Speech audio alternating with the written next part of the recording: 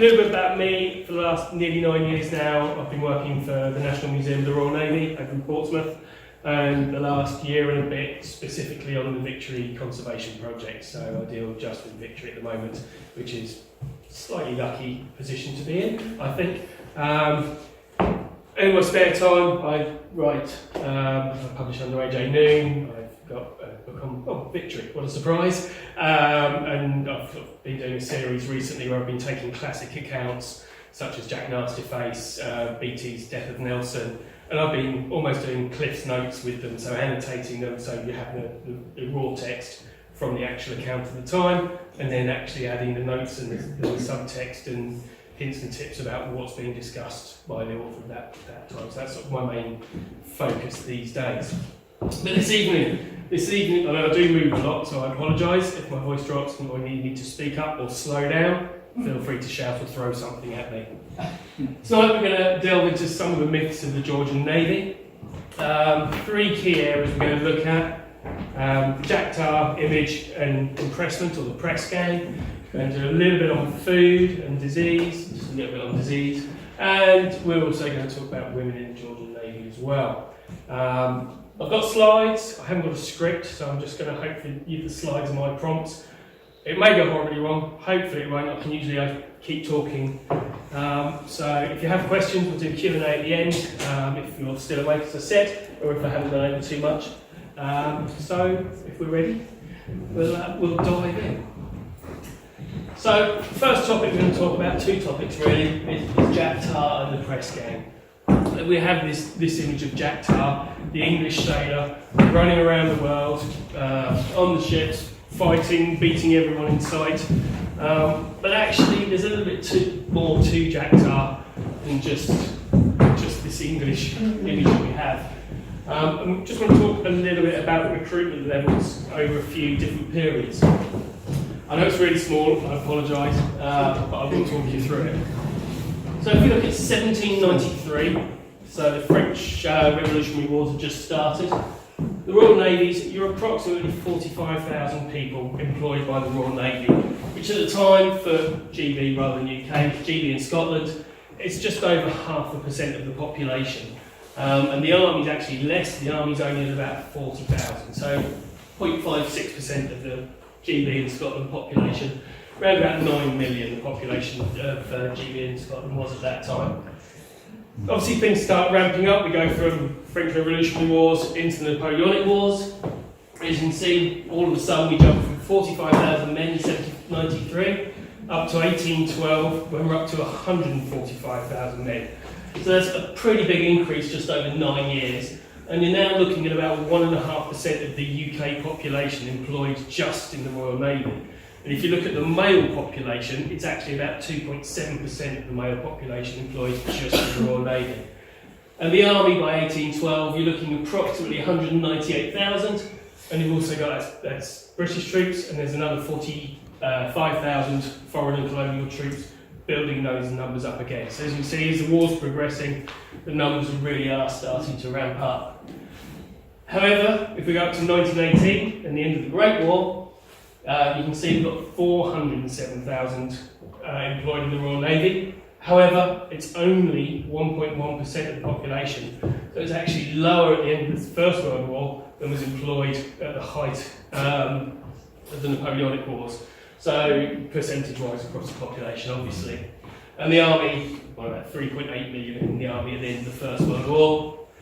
Second World War, again, it's 861,000 at the end of the Second World War in 1945. We're looking at about 2.27% of the UK population, just under 40 million, the UK population at that point. And the Army's running at 2.9 million. So after our initial glory in the Royal Navy, up until the First World War, then the Army steps up and starts overtaking on manpower. We will do, unfortunately, a little bit more modern, so 2025, the Royal Navy is now roughly 31,900 employed in the Royal Navy, which is 0.05% of the population. So we've gone at a height in 1812 of 1.5% of the population to 0.05, and the Army at the moment is approximately 74,000. But obviously, you can see as well from this that obviously these numbers that you're employing ramp up and ramp down quite quickly as and when the situation depends. So 1805, you're looking about 120,000. So 1793, 45,000. 1805, about 120,000. 1812, 145,000. And it's this 22 years period of constant fighting that I tend to focus on myself personally. But obviously, with that manpower that we're going through, you're going to lose quite a lot of people. As I said, from 1793 to 1815, we're fighting pretty much continuously for 22 years. Lots of people are out there against too big for the boots, for want of a better phrase, and so we're sending men out. And if we look at the deaths, recorded deaths in the Royal Navy from that 22-year period, you can see we've got three sections, a little bit low. Let me just sharpen that up a bit, sorry. It's not brilliant, is it? So we've got three slices to our pie. We've got a 6%, we've got a 12%, and we've got the remaining 82%. My maths, just check my maths in my brain there. Yes, they are, right, yes. So that's our three main causes. So we have deaths in the Royal Navy. The three sections are, we have accident and injuries, shipwrecks, we have diseases, and we have death in action, in combat. So if we look at this, 1793 onwards, we can actually see in this period recorded deaths for Royal Navy combat, we've got 6,663, which over a 22-year period, that's not bad going really, is it? Unfortunately, that's only our 6% slice. Accident, injury and shipwreck, we're looking at 13,621, so nearly twice as many. But of course, that leaves us our largest chunk in total, the 82%. Through disease, 92,386 in that period. So 6,000, just over 6,500 through combat, 92,000 through disease. So incredibly different numbers there. And the problems are, of course, we've got 112,000 men we've lost over 22 years. That's almost a year's staffing for 1805, a year's recruitment, the amount of men we've lost in that period. So, you know, we're going through these people at quite a rate at times. But it's a really steep bell curve, the losses. So the losses through disease are very heavily weighted to the 1793 end rather than the 1815 end. And there's a few reasons for those. I'll go through them. Scurvy is one of the biggest ones. So between 1740, step back a little bit, in 1744, you've got Commodore Georgian. He circumnavigates the globe, he interdicts various bits of Spanish shipping. He sets off with 8 ships and 1,854 men. When he returns after 4 years, he actually has 500 sailors left of the 1,800, but actually of those 500, there's only 188 men he set off with on his initial voyage. So the others he's picked up and reinforced his crews on the way around. So from 1,854 down to 188, effectively, he's lost in that 4-year period. And the majority of those are lost through scurvy.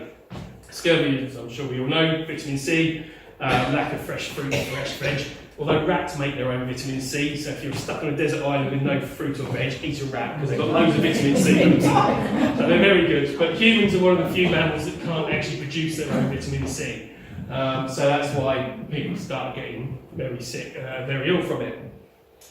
James Lind in 1747, buried at Porchester Castle, at the church of Porchester Castle, you may be aware of him. He started doing experiments in 1747 on scurvy. On his ship he had 12 men sick from scurvy. He set them up into 6 groups of 2. He kept them on the same ship's diet, and they were all on the same diet, but then they all had slightly different treatments on top of that. 2 of them had lemons and limes, 2 of them had vinegar, 2 of them had the mercury mix that they would take. I can't remember what the other 2. 2 were extra grog rations, and I can't remember, I think, the other 2. So almost the modern testing as we know it now, it's quite often regarded as one of the first proper recorded, written down modern tests of you know, different measures, etc. I can't remember the right word off the top of my head now, I do apologise. So by he publishes his work in 1750s, 1760s. So we know by 1760s that actually there are treatments available for it. He doesn't specifically identify that lemons and limes, it's vitamin C. Vitamin C hasn't been discovered yet, but he believes it's a combination of some of these factors, including the fresh fruit and veg, that will cure you from your vitamin C, from your scurvy. It's interesting to note, if we go back into the 16th century, back in the mid-1500s, we have records from the French and Spanish sailors, and as they were going out exploring and finding new ports, they were actually planting lemon and lime groves in the new ports that they were opening trade up with to provide their sailors. And that's 300 plus years earlier, and that sort of knowledge comes and goes and comes and goes. So it took some time. As I said, by 1763 his works are published, but the Admiralty is very resistant against it. They don't necessarily believe that that's what it is. And it's not until the ship goes out in 1797, it goes on a non-stop 23-week voyage to India, and the captain on board, he insists that all his men get lemon juice or lime juice as they're travelling.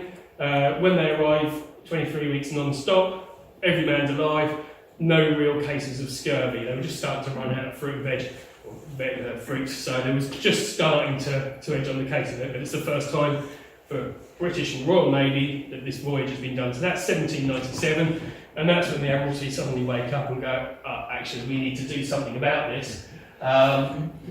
So from 1800, we start adding lemon juice or lime juice to the rum ration, so that every man is getting a small portion of that vitamin C. You only need a small amount to keep you going, but it can be very debilitating and obviously deadly as well if you don't get that. So from 1800, so that first 7 years, we're not doing anything really against scurvy, so we have a really high level of scurvy deaths. 1793 starting to come down. In 1800, the Royal Navy actually brings in mandatory smallpox vaccinations as well. So again, relatively new at the time, but the Royal Navy is seeing a lot of the problems, so they introduced smallpox vaccinations in 1800. So again, we can see these numbers of sicknesses and disease starting to come down.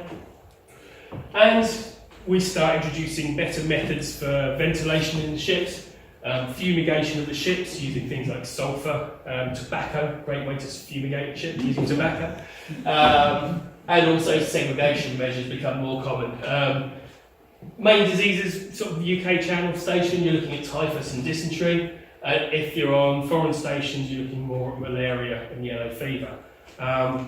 We've got some great medical texts, medical books from the period, and actually slightly earlier as well. And you have the list of the recommended medicines and bits and pieces in these books, and the list of obviously you have Jesuit's bark, which is for your quinine, but there's all sorts of weird and wonderful plants from across the globe that turn up in these books. You sort of half expecting, I don't know, cow parsley or various other bits and pieces, the sort of traditional British treatments.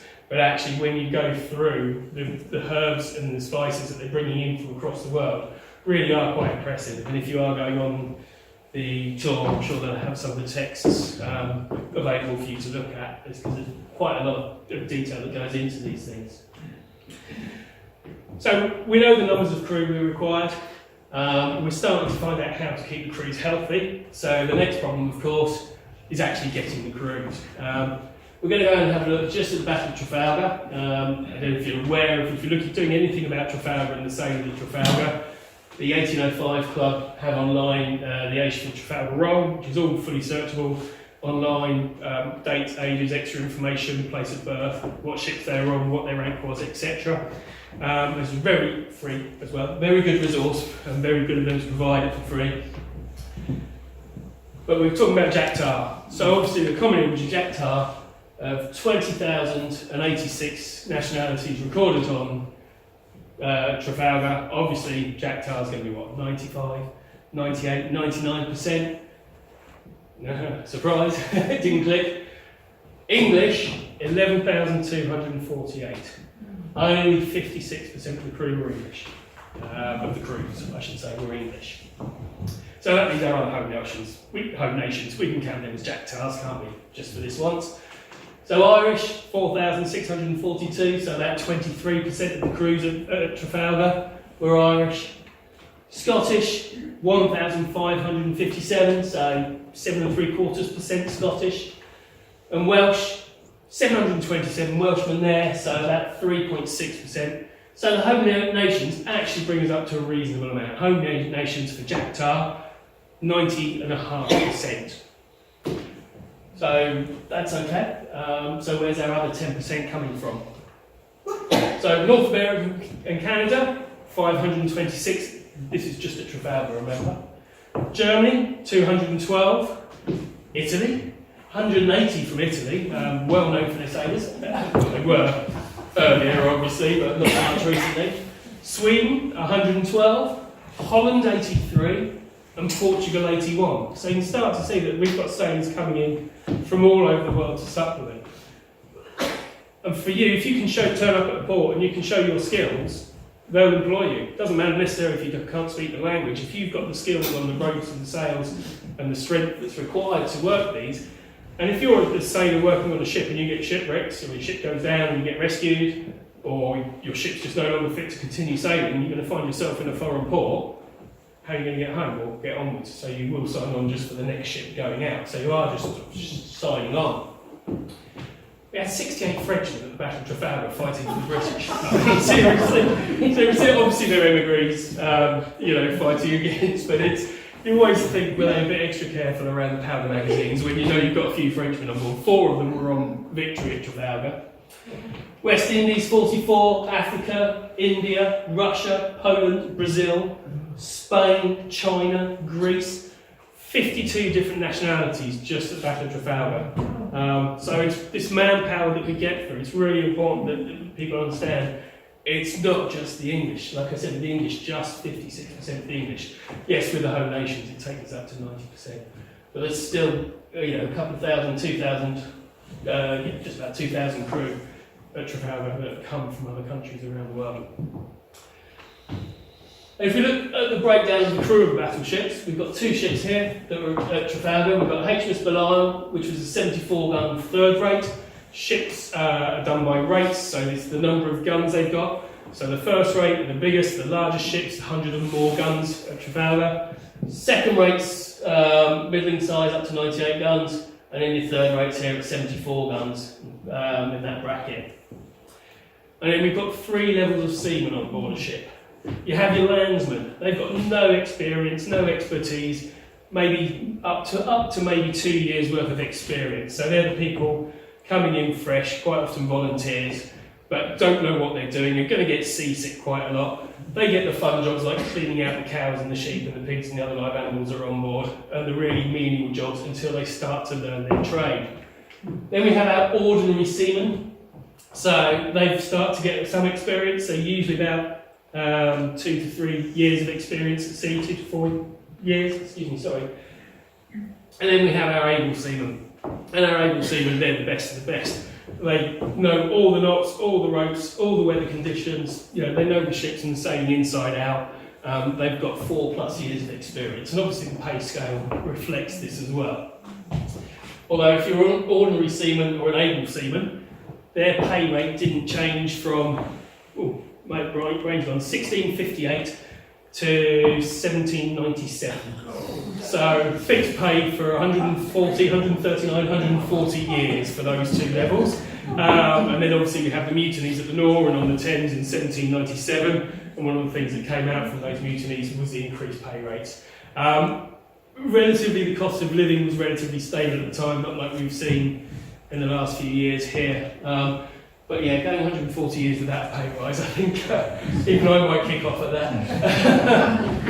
So you can see, for the land, so if we look at Belial, for example, so we've got 19% of the crew landsmen, so the unskilled level, 22% are sort of middling skill level, and 16.5% are able seamen, the skilled guys, 133 of those out of the crew of 728.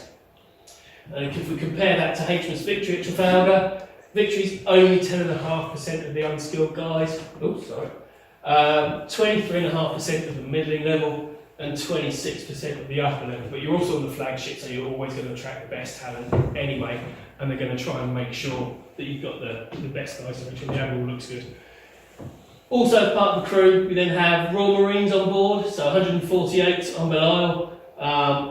There's varying numbers for victory actually, and I've put the wrong number in that chart. I just apologise, and if my boss is watching, I apologise, sorry. But it's a similar number for the Royal Marines for victory, 142 is it, I think, off the top of my head. So 16% on victory, 18% on Belial. So if any soldiers, you're sailing soldiers effectively, they also do police duties on the ship. They'll guard the rum rations, they'll guard the powder, etc.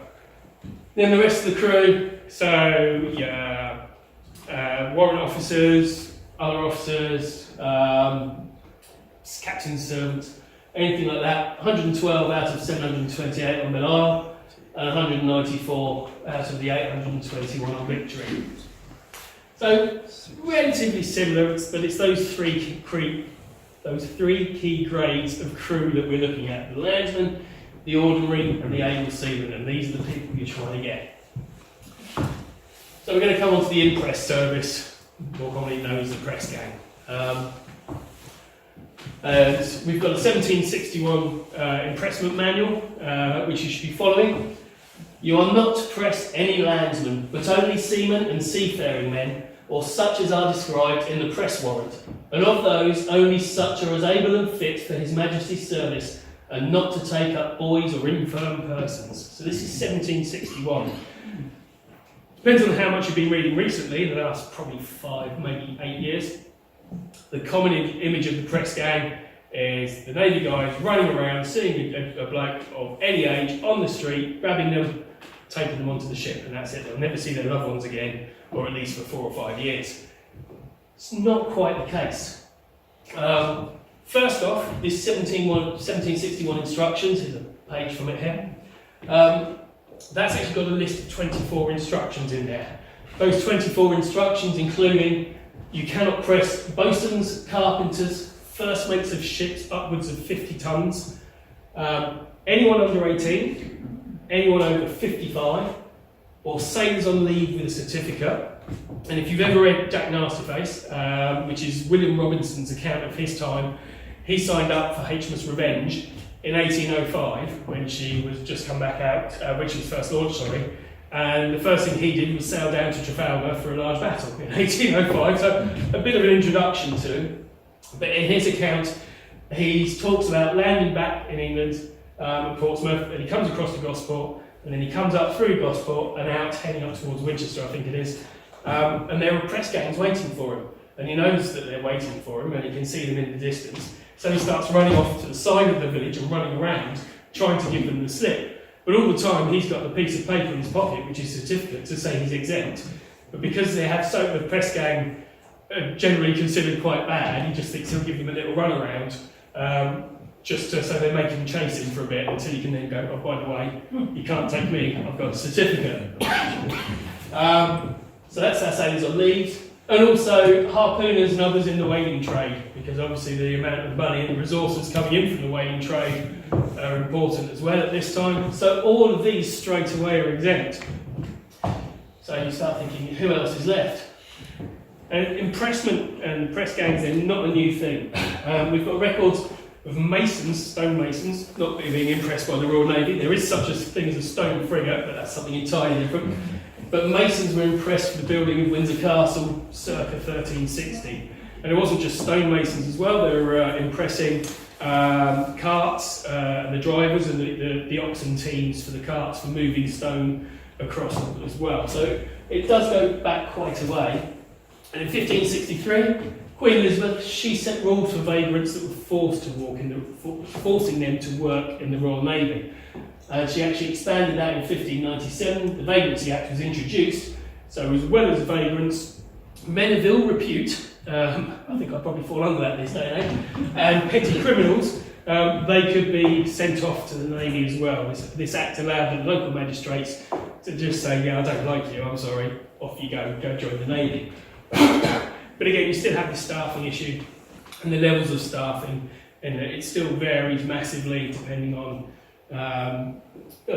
which wars are going on at which time.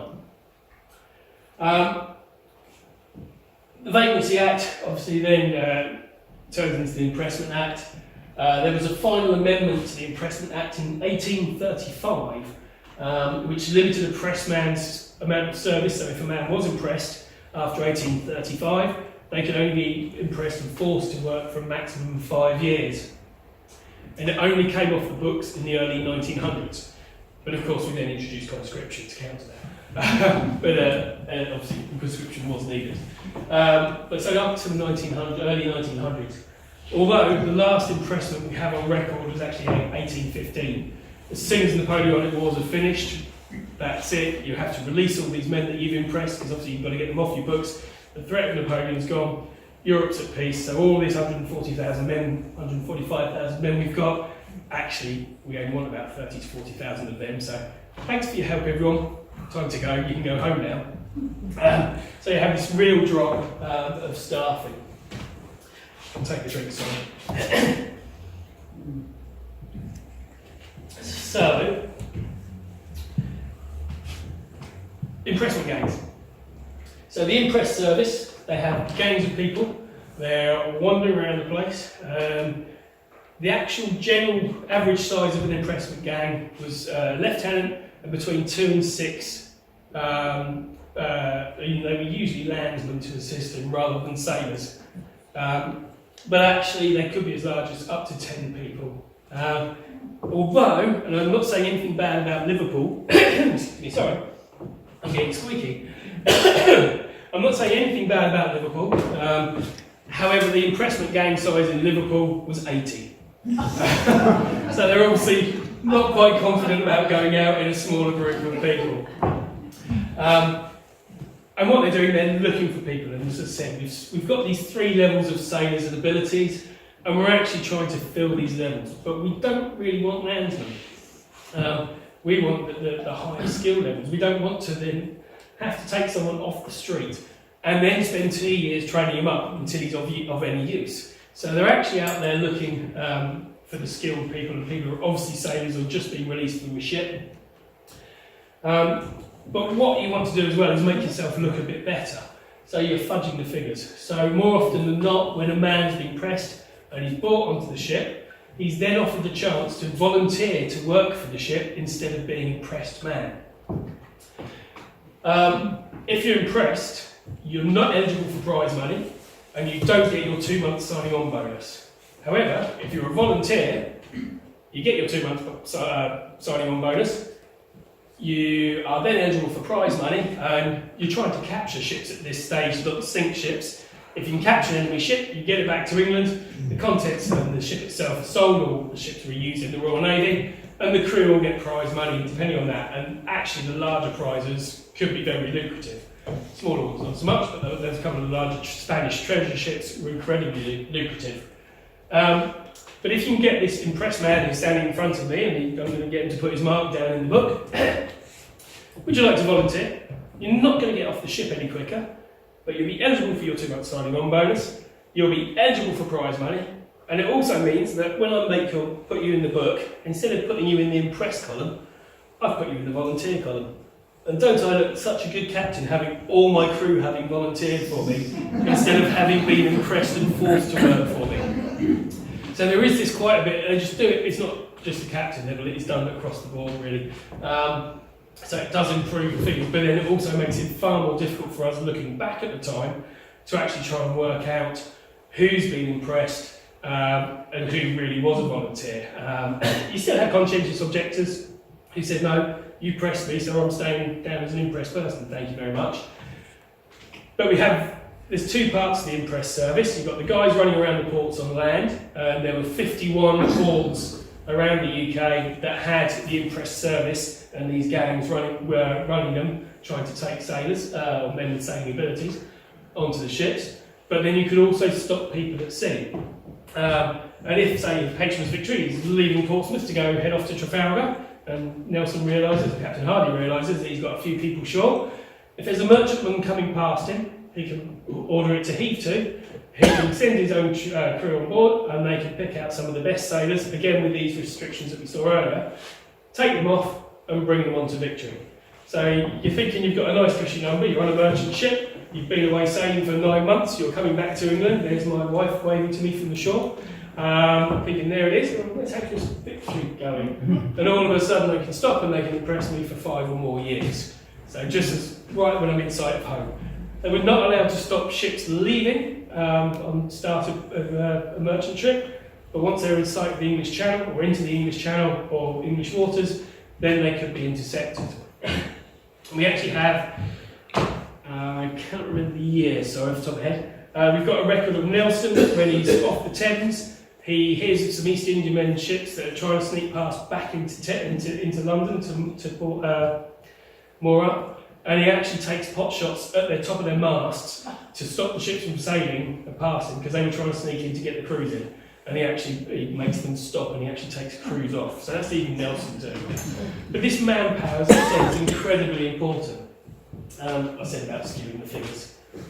So again, with the exemptions, as well as what we saw earlier, you have certain trades were exempt from impressment. You had farmers. Said their outbound merchant ships were exempt, but not inbound ones. But in the worst times, you could employ a hot press. That's when all the exceptions, all certificates, everything else goes out the window, when you're really desperate and really short for the men, and it's only used a few times over the Napoleonic Wars, and that's it, the rules go out the window. So anyone, again, still trying to aim for the sailor, people who've got sailing experience. It's not just anyone. There's Tony with his limp he'll do, or whatever. But they are still trying to target the sailors, but there are no exemptions for the sailors, and they can stop outbound ships as well as inbound ships. And we said about fudging the figures as well. I think I forgot that one twice. I need to correct that, I apologise. On top of impressment as well, just to add to another level to it, you also have the Quota Acts of 1735 and 1796. So the Quota Acts, where there's two, there's the County Acts and the Port Acts.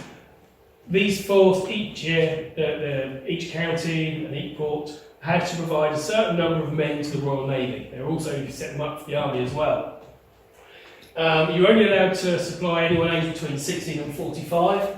Certain trades were still exempt. And you were required to serve for the duration of the war. So if you got picked up in 1795, you've got 10 years of service ahead of you before you're released. However, the idea was that everyone would want to sign on for the Royal Navy, everyone would want their 2 months bonus, everyone would want their chance of having prize money. However, the numbers didn't get anywhere near to it. Yorkshire were required to provide just over 1,000 men, for example, whereas London under the Port Act were required to sign to provide just over 5,700 men in that period, that year. Now, why would you want to do that when you can go and work on a merchant ship where the pay is much greater, and in theory the chance of death is lower? Difference between merchant ships and Royal Navy. Merchant ships, the pay is higher, however, the conditions are harder because they're far fewer crew. Royal Navy ships, lower pay, but they're always overmanned. I say always. The plan is to have them always overmanned, so you have the manpower not only for sailing, but for manning the guns as well. You have your guaranteed food with the Royal Navy, but like I said, you have the lower pay, whereas the merchantmen, they're also trying to turn a profit. They don't need the men to run anywhere near as many guns, if any guns at all. So it's a far tighter crew, so it's a lot harder work on the merchantman, and the food's not necessarily guaranteed like it is the Royal Navy, but the pay's higher. So you'll find people who try to use the merchantman. So the County Acts in various counties were, well, we've got to provide 1,000 men for Yorkshire, ages between the age of 16 and 45. Where can we find these? Oh, here's the prisoner. Who have we got in here? Would you like? Yeah, off you go. So they were actually using it quite a lot to empty the prisons out and sending people out from the prisons to fill these quotas, which actually introduced quite a lot of typhus into the Royal Navy as well, because typhus is, isn't it? Also known as the jail disease, spread rapidly in jails. So it's quite not a great situation because we're not getting these skilled people that we're after. And then we come on to a really fun topic, the American impressment and the War of 1812. During 1793 and 1812, they estimate about 9,000 American sailors were taken off American ships and impressed into the Royal Navy. There's actually one study that goes as high as 15,000, but that's questionable this day and age in the latest readings and the figures, etc. I think about 3,000 of those were released relatively quickly, but there's always been this big argument that the Americans were getting incredibly annoyed with us for just taking all their sailors. We believed under the flag of your birth is your country for life, so obviously they were all born under a British flag to start with, whereas America was then believing in citizenship. This piece of paper says I am American, I am whatever, Spanish, etc. So therefore I am Spanish. It doesn't matter where I was born, it's what my piece of paper says. So we have this big falling out. And a lot of the books go on to say that this is us just stopping American ships. Where were you born, mate? I was born in Liverpool, but I've got American citizenship, doesn't matter. Born in Liverpool, you're British, you're coming back on the ship. So we've been taking these guys off. There's quite a strong argument, or quite a big argument, I should say, but this is one of the key reasons for the War of 1812. However, by this stage, America had become very pushy, very territorial hungry. So I think the argument has been sort of disproved to some extent. I think it was used more of an excuse for the American aims. Obviously they took Florida and then they went up into North America, etc. So although you will often see it stated as a key cause of the War of 1812, more and more we're coming to actually believe that's more of an excuse, rather than it's just the Americans covering up for what they're trying to do, really. And it's oh no, it's your British fault. You started it. You're taking all our sailors, so we've had to take Florida, and we've had to come up and try and take Canada. All your fault. So, especially if you read a lot of the more recent texts, etc. So we've looked at the various methods of impressment in the Quota Act. And like I said, I've tried to get through, but you're not just looking for this sort of the ordinary, the landsmen, the unskilled sailors. You're looking for these two levels above, those with 2 or more years experience and higher. So those are the guys we're looking for. And you can see figures as high as 75% of impressed men during the Napoleonic Wars, especially at places like Trafalgar. Some historians and some quotes, and again, some of these studies are getting quite old now, but as high as 75%, some in the 50s area. But the studies that have been done over the last 5 to 8 years are actually putting that figure down closer to 30%. A lot of volunteers in there, the career sailors. So actually the figures that we can pretty much reliably interpret now, we're looking at about 30%. As we've got access to more and more records, digitisation, databases, etc. as coming through. And of the impressed seamen, so 30% of the Royal Navy were impressed, thereabouts. Of the impressed seamen, more than 80% of those impressed had sailing skills. So again, it's not, like I said, it's not just grabbing everyone off the street. I think that's what I was trying to aim for, really, in a very long-winded way. That we're not just trying to grab everyone off the street, it's looking for those with sailing abilities, those who are going to add something, those that we don't need to spend years training up. And again, really bad pie chart, I apologise. So, of the 100% of the press during the French Revolutionary War, there's a study of 2,000 records. 7% were petty officers, 16% were landsmen, 35% were ordinary seamen, that middle level, and 42% of that study of those men were the able seamen, the skilled guys. So again, that study really does hammer home those figures of it's really ramping up, trying to get the guys with the experience. And that's what I'm going to say on the press gang for now. Oh, let's go on something lighter, shall we? We'll go on to talk about some food and the weekly menu to start with.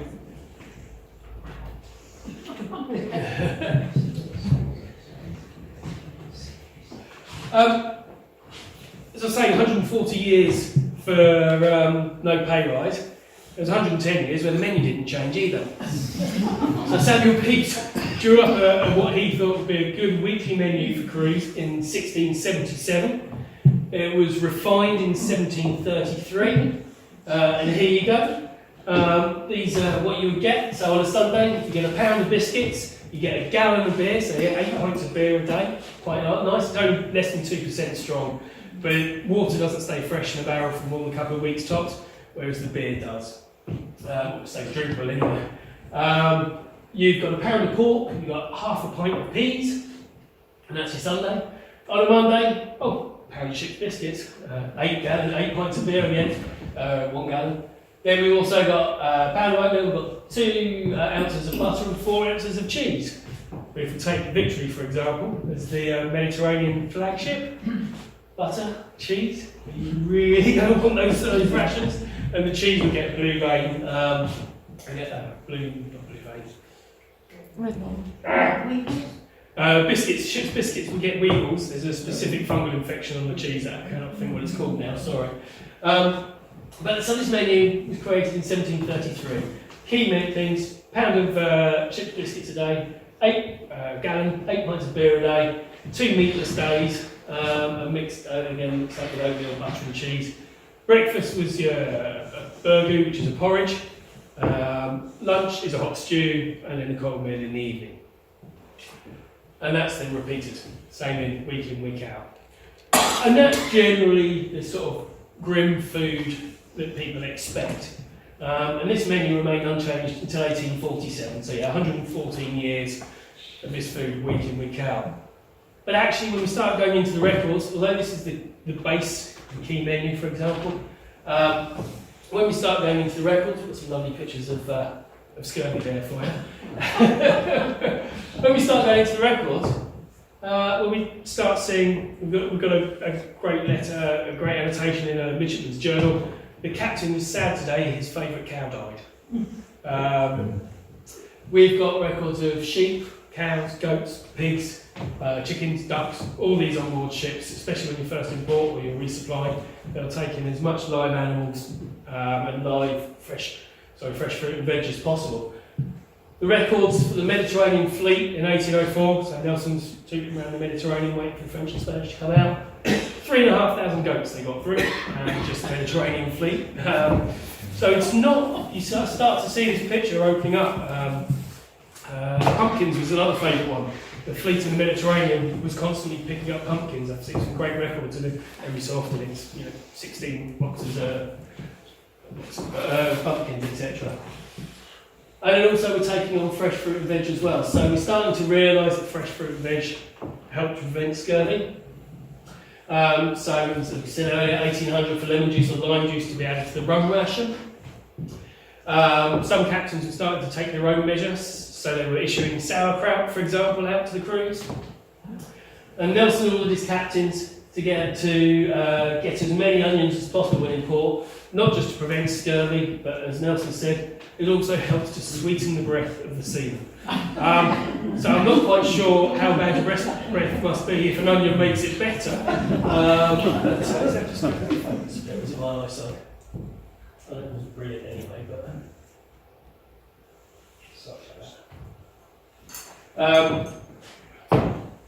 And then the Navy had the bright idea of, well, we've got all these big copper vats, so let's start boiling down the lemons and the limes, and we can make a nice thick syrup, so it doesn't take anywhere near as much space up, and we can dish that out to the crews. And they started doing that, and of course it lost its efficacy because vitamin C is destroyed by heat. So you boil it all off in a big copper vat, and strangely enough, it's not providing you with the vitamin C, so they quickly learned from that one. But also, obviously, the American phrase limeys, they call us limeys. Again, that's from the lemon juice or the lime juice, especially the lime juice, obviously, that we used to carry in the ships. And we used to get more lime juice than lemons, just because our various trading partners and sources, we found it easier to get limes than we did lemons.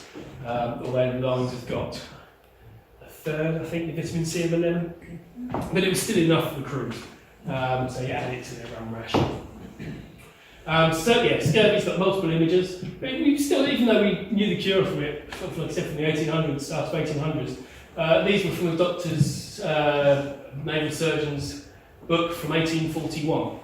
So it still does happen, but of course if you're out in the middle of the ocean and your stores get flooded or damaged or rats eat everything and you get stuck with nothing, then you're still going to get a few problems. We mentioned water briefly, we're talking about the 8 pints of beer a day, so water was taken on board whenever they got a chance to resupply. Water goes off in a barrel, you put it in there, you seal the barrel up, within a couple of weeks it goes brackish, so it's not really drinkable, so that's why we were using the beer. but its water would be used for cooking. For those of you who've been on Victory or have seen Master and Commander, in the film Master and Commander, at one point they use a still, they start to brew alcohol on the beach. That's the same copper still that we've got on Victory. And that produced fresh water from seawater, but that was only for use by the surgeons. That was limited to the surgeons' use, and that's 1805. So yeah, the beer, less than 2%. Beer doesn't keep particularly well in warm climes, that's why we all have a beer fridge at home in the garage. Honest, that's the reason why it's just for my health. So it's best, especially Mediterranean, for example, you could swap that beer ration for wine. So the crews, when they're resupplying, the ships when they're resupplying at friendly ports in the Mediterranean, they would try and pick up wine, and you could get a wine ration equivalent to your beer ration, not 8 pints, but reduced. And then once steamships start coming along, so if again, sorry for plugging Portsmouth, if you've been on Warrior, Warrior actually could produce its own fresh water. Using the steam engines, distillation, it could produce fresh water. So you're in for a bit of a shock as a sailor. You've been at sea on a wooden warship, you've been getting your 8 pints a day for the last 4 or 5 years. You're going, I'm going to sign up for this new big beastie over here, I'm going to sign on to it. Why am I getting water? So the beer ration stopped straight away. So they were also using food to supplement vitamin C. But yeah, so water replaces the beer ration with the advent of the steamships. And as well as beer, you're getting half a pint of rum a day as well. Yeah, that's split into two, a quarter at lunchtime, a quarter at 6 o'clock tea time. By this stage though, in 1805, it's diluted at a 4-to-1 ratio. And unfortunately it's 4-to-1 in the favour of water, not in the favour of the rum. So 4 of water, 1 of rum, and also obviously lemon juice, lime juice, sugar, spices, etc. added to it as well. And it was Admiral Grogan, which is where we get grog from. Admiral Grogan wore a grog and coat with the nickname, so that's where we get grog as the term for the rum from Admiral Grogan. But interesting enough, when you look through the history of rum usage in the Royal Navy, briefly in the 1660s, it was actually a pint of undiluted rum, the same as we're getting a day on that station. It's because the Admiral there actually owned a sugar plantation and was fermenting and making the rum himself. I was like, how can I sell this rum that I've got? I recommend to the Royal Navy, we'll go for a pint a day for the sailors, it'll do them good. And for a very brief time, a couple of months, it was actually this pint a day, but they soon realised that's a little bit too much for a sailor, even a sailor to handle a pint of rum a day. Rum itself was finally phased out 31st of July 1970, now known as Black Top Day. I'm guessing there's probably a few ex-sailors in here that may have, maybe? No? A few nods, yes, a few ex-sailors. But you're a bit lucky than the Yanks. The Yanks went dry in 1914. These are quite a fun one, not really on topic, but Second World War, when we're getting the escort carriers from the US, they're being built in the US, they're arriving in the UK, and our guys are going through them, start fixing them out ready for us, our usage, and we keep finding these strange contraptions in the machine on board. The Yanks replaced alcohol with ice cream. They were building their escort carriers and sending them over to us, complete with ice cream makers built in. And of course, the first thing the Brits did was rip the ice cream makers off and put the bar back. And they actually had complete ships dedicated to making ice cream, the Yanks did during the Second World War. Sorry, our American cousins, I'm recording this, aren't I? So the US Navy tried in 1914. The UK ration, but obviously by the time the Black Top phased out, the rum was phased out in the UK, it was only 71 mils, which is about the size of a double.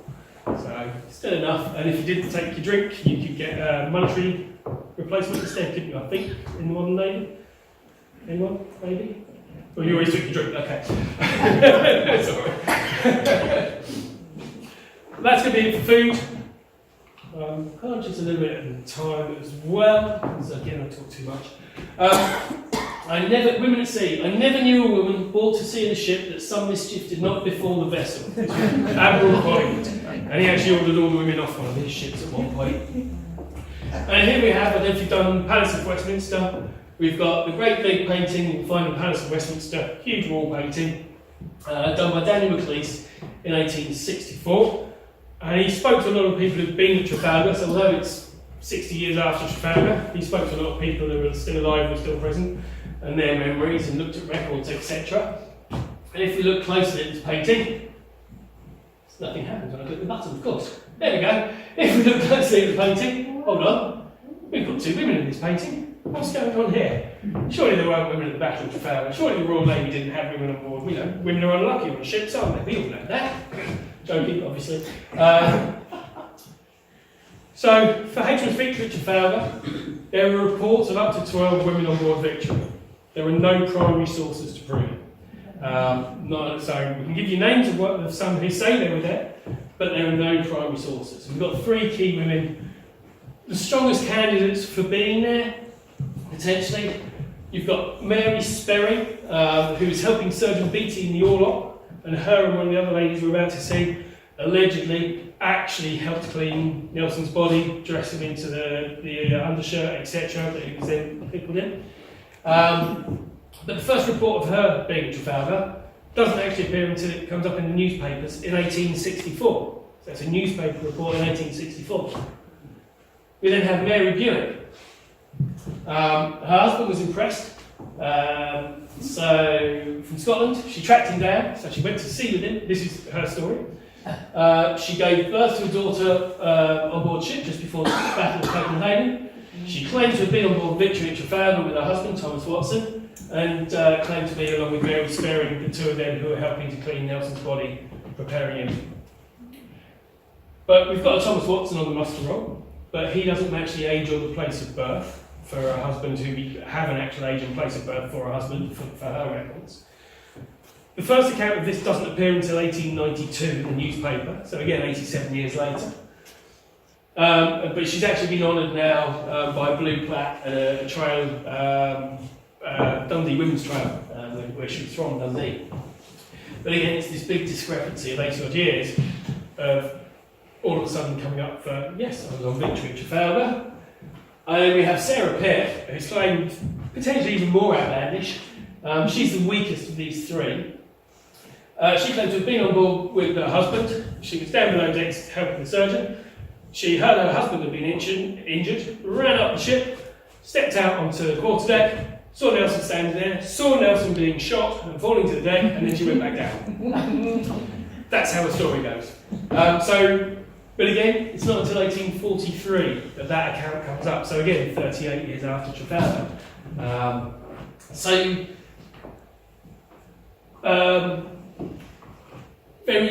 There are definitely women at Trafalgar.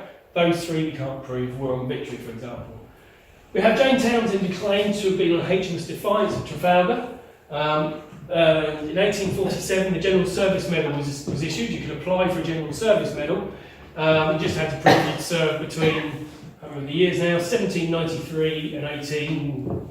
something like that. There we go, 1793 and 1840. So if you'd served the Royal Navy between 1793 and 1840, you could apply for the Naval General Service Medal. So Jane Townsend did. She said, I was on HMS Defiance during the Battle of Trafalgar, so I would like to be that. So that's probably our strongest one we've got, and I'll tell you why a bit more about her in a second. But then we've also got probably the most famous account of a female at Trafalgar. We've got Jean. So this is the captain of HMS Revenge, Robert Mawson. I must tell an anecdote of a Frenchwoman. The pickle schooner sent to me about 50 people safe in the Achille, which was burnt and blew up. Amongst them was a young Frenchwoman about 25 and the wife of one of the main topmen. When the Achille was burning, she got out of the gun-room port and sat on the rudder chains, till some melted lead ran down upon her and forced her to strip and leap off. And the rest of the story goes, a bit like the scene from Titanic in a way. She swims about a bit, she finds a spar to grab onto that's floating. The men on the spar bat her off and push her away. And she then finds another spar and she's clinging onto this spar till the guys from the pickle are coming along and picking up survivors and put her on Defiance. We've got lots of records of her being on Defiance. We've got records of her being on pickle. We've got accounts both in the logs and in personal letters written home about her as well. So this was actually the personal letter of the Robert Mawson one. And when the guys on board, the officers, they gave her bits of old clothing, they gave her sewing kits, and she knocked herself up some clothes that made her presentable.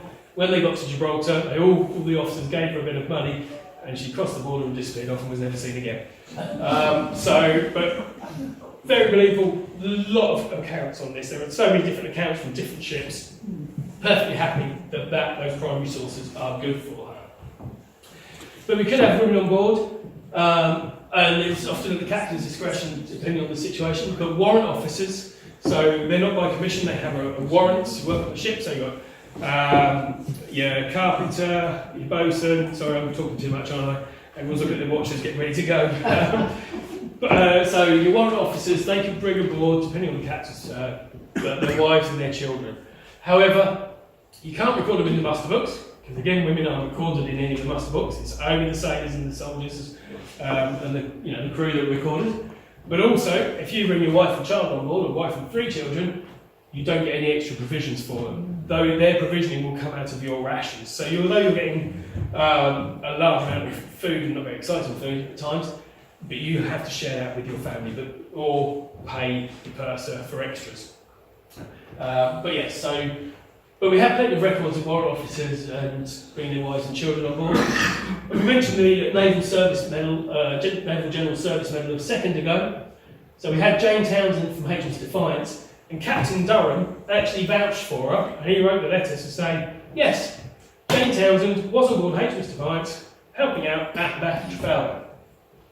2 others who applied for the Naval General Service Medal were Mary Hopping and Mary Ann Riley. They said we were at the Battle of the Nile in 1798.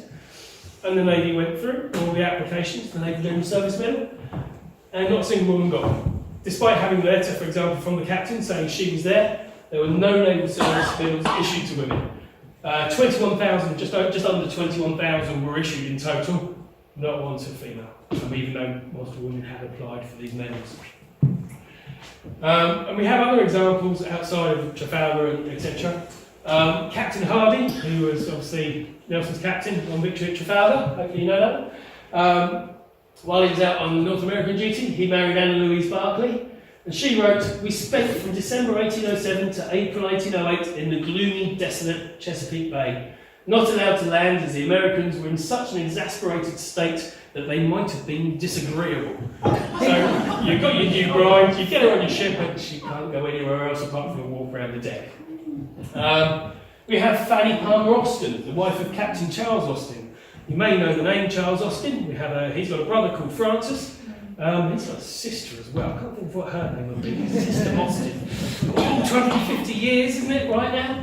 But actually, his brother's buried over in Woodbury. Believe it or not, as you do for an admiral. But he had his wife, again, North American station, and their daughter Cassandra. Very young daughter, however, she started getting incredibly ill through seasickness, so he eventually sent his wife and child off. We have an account from Admiral Edward Penn, probably the greatest frigate captain we've ever had, from 1816. Someone's disagreeing on it? No? Or just a cough? Okay. British women served at the same guns with their husbands, and during a contest of many hours, never shrank from danger, but animated all around them. So again, it's a good primary source. We know that there were women on board. I've gone over 45 minutes, haven't I? Am I right to just keep 5 minutes more? We'll do Q&As. Well, 45 minutes usually with questions. Oh, I've gone over 45 minutes then, haven't I? Do you want to do Q&As then? Or do you want me to do... Oh, really? I think we went 3 slides left.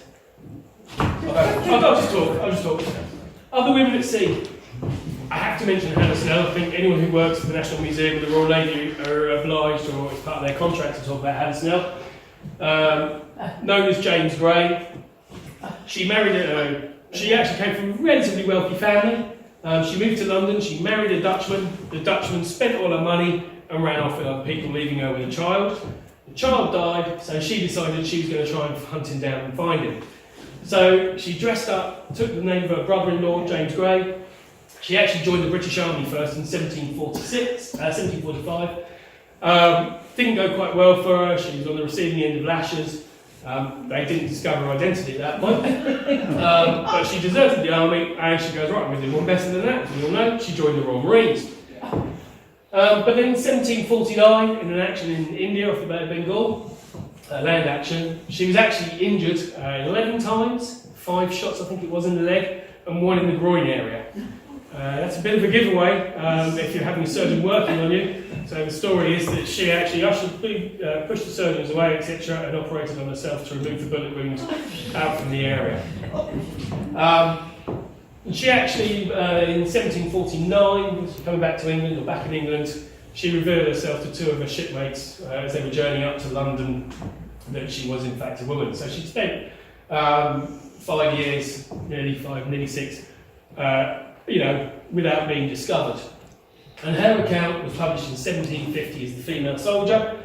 She then went on to work in the music halls. She would dress up in a uniform, she would perform drill exercises and bits and pieces, and she actually made quite a good name for herself and some money. Mary Ann Talbot, who went to sea as John Taylor, so she went to sea in 1792, and unfortunately she was a captain's mistress. So the captain dressed her up as a footboy, and had her come and wait on him hand and foot, so to speak, as his servant. He was killed in action, so she deserted. So she deserted, and she goes, well, actually, it wasn't too bad, I'm going to join a French ship. So she joined the French ship. The French ship was captured by the British ship. So she went, hi, do you remember me? I'm going to come and work for you. So she went to work for the British, and then eventually she had enough of that, she left, and she actually joined an American merchantman. So she spent many, many years tooting back and forth, but she was never discovered. And her account was published as The Life and Surprising Adventures of Mary Ann Talbot in 1809. Problem with Mary Ann Talbot is her account was effectively written by a guy that she knew who was a publisher. So it's been heavily, we've not got the original notes of what she wrote down and what she was saying. But in it, she meets absolutely anyone who's rich and famous and important. She just happens to be in the same room as bumping into them. Yesterday, I met the Beckhams, today it was Prince William, and etc., etc. She just happens to meet them. So there's a lot of work has been done to bring that story to life. So we have to take some of that with a pinch of salt as to how things actually happened in the order they were. But it's still an interesting read nonetheless. And then finally, we have William Brown. We don't have her original name. We have us joining HMS Queen Charlotte in 1815, Afro-Caribbean woman, so that woman from the Caribbean, joined in 1815. However, her gender was revealed only a few months later. But the Times and the reporting and questioning afterwards actually put her having served with the Royal Navy for 11 years without her gender being revealed at all in that time. So, 3 examples there. It's not always the lovelorn going to sea. Hannah Snell was going because she wanted to have a reckoning with her husband, who obviously was executed. Mary Ann Talbot was going with a mistress, and William Brown, as far as we know from the accounts, was going because it was a job, it paid well, gave her own money, her own independence, which was quite important these days, when at that point anything you might have inherited is, oh, there you go, my husband, have it all. So it does give them away joining the Royal Navy. There's lots of accounts going through. I will do one more, very quick one. Kids on board, very quick one.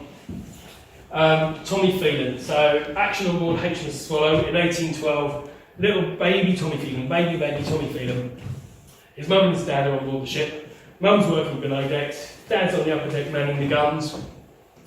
Cannonball comes in, round shot, and kills Dad, or injures Dad. Mum hears Dad's injured, so Mum runs up the stairs. Louisa, she runs up the stairs. She sees Joseph dying on the deck, and he is dying, and then she gets hit by a shot and she dies. So we now have little baby Tommy Phelan, weeks old, we're talking, down at the bottom of the ship. What are you going to do? Ship survives, wins the battle. They get a goat, and they wean the baby on the goat. And the last record we have is 6-7 months later, and the baby is still alive. We don't know what ever happened to the baby, but he survived 6 to 7 months being weaned on the goat. And on that, I'll finally shut up.